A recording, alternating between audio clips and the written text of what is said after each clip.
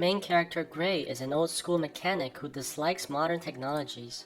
He's working on a muscle car for his high-value client. He takes a break in the front yard and awaits his wife's return.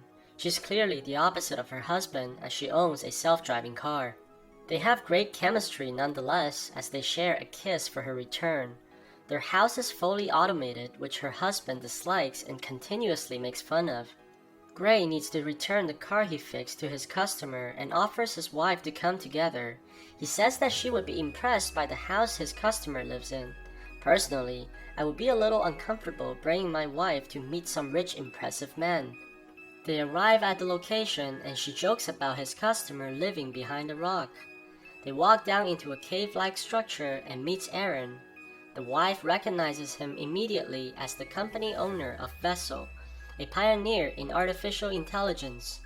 The wife also works in a competing company named Cobalt, specializing in augmenting wounded soldiers. Eron says that Cobalt will never compete with his company, and he shows them his newest product, a computer chip that can do almost everything better than a human can. Later that night, Gray and his wife goes home in their self-driving car. They begin doing the fun stuff, taking advantage of their automatic car.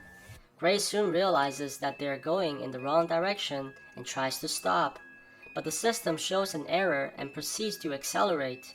They flip and crashes into the nearby structure. A group of men with face coverings shows up and drags both of them out. The leader grabs the wife to the side and reveals his face, not concerned about the nearby police drones. He criticizes her for looking down on his kind and shoots her in the chest in front of her husband. Gray screams in agony but is pinned to the floor. The leader comes and shoots him in the neck. He cries while seeing his wife draw her last breath. 3 months later, Gray is now a quadriplegic and lives a miserable life. Everything in his house is automated for his convenience. Although the machines can take care of him, his mother chooses to remain by his side. She tries her best to comfort him as he cries in her arms. Gray visits the police station and meets Detective Cortez. She tells him that they haven't found the criminals yet. Gray becomes angry and mocks their incompetence even with all the drones that the police have, but she replies that the criminals can also use technology to block out their faces. She wants Gray to help, but he replies that he can't even stand up. Gray is deeply depressed and tries to commit suicide that night by telling the machine to overdose him with sleeping pills. It fails to kill him and he ends up in the hospital. As Gray sits on his hospital bed, he gets a surprise visit from Eron. He offers Gray a chance to walk again via an experimental operation, using the latest technology and the microchip that he showed Gray earlier. Gray begrudgingly agrees. They operate on Gray's neck and implants the chip into his nerve system. The doctor tells Gray to not expect miracles right away, as it can be a slow process. However, he begins getting control over his arms very quickly and eventually stands up, to the amazement of everyone in the room. Eron makes Gray sign a confidentiality agreement and tests out his abilities on the treadmill. Gray receives a package of evidence from Detective Cortez and begins reviewing them. As he looks onto the TV screen, he hears a voice in his head.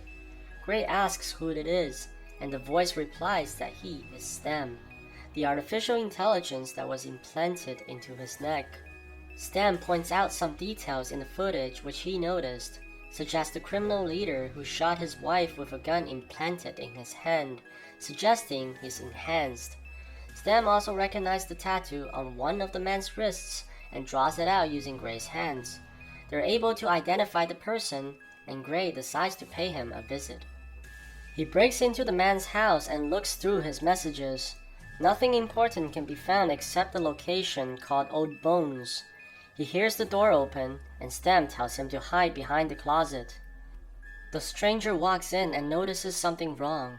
STEM tells him to strike now with the element of surprise, but Gray hesitates. The man turns around and slams Gray onto the floor. He asks who Gray is, and Gray replies that they killed his wife. Right before Gray is about to get killed, STEM tells Gray to allow him to take control. He agrees, and STEM is able to turn the tide right away. Gray fights robotically, but with great efficiency. He pushes the man into the kitchen and smashes his head with plates and dishes. He grabs the knife from the man and splits his head open in a brutal fashion.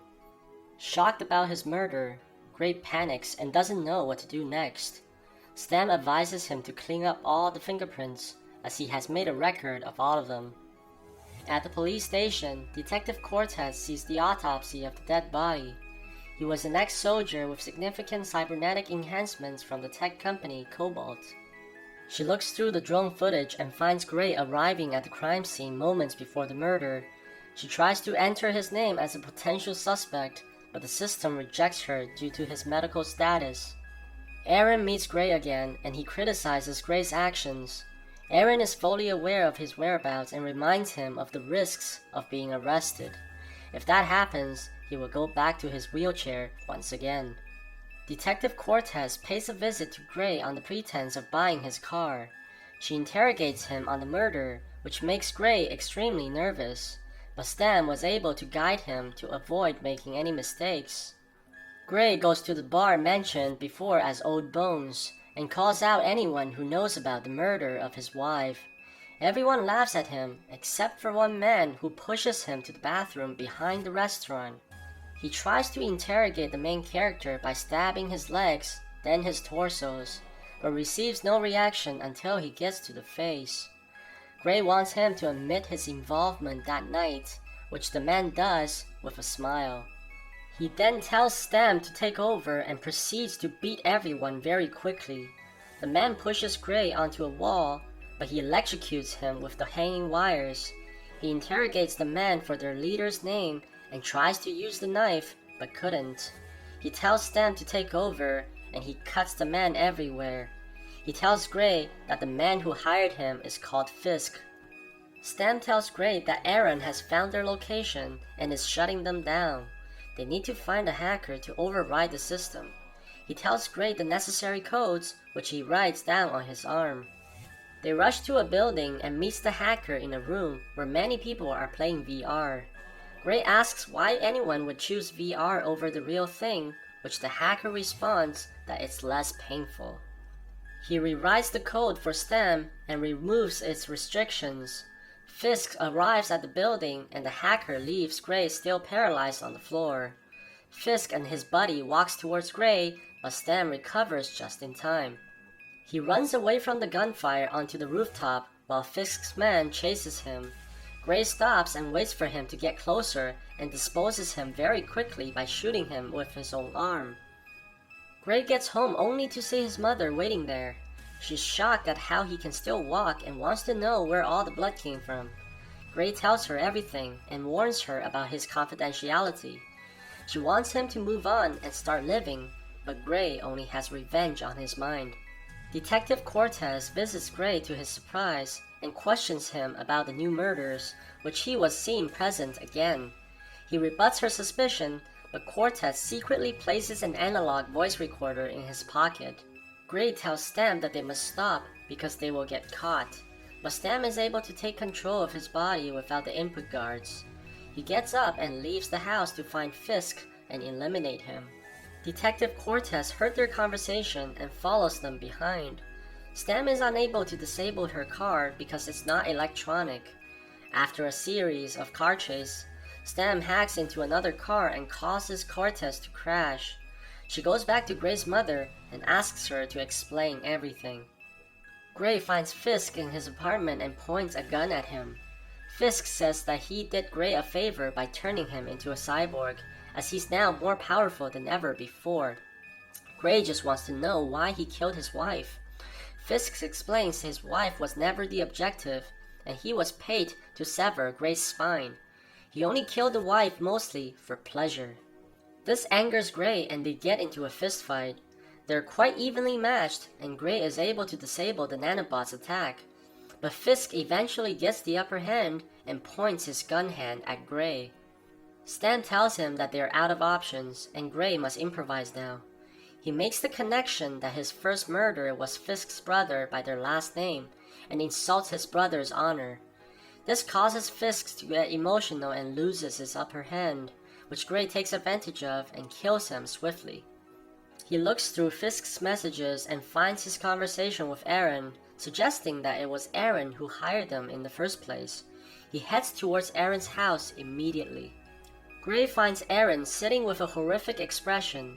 He demands to know why Eron did all this to him, which Eron denies being responsible.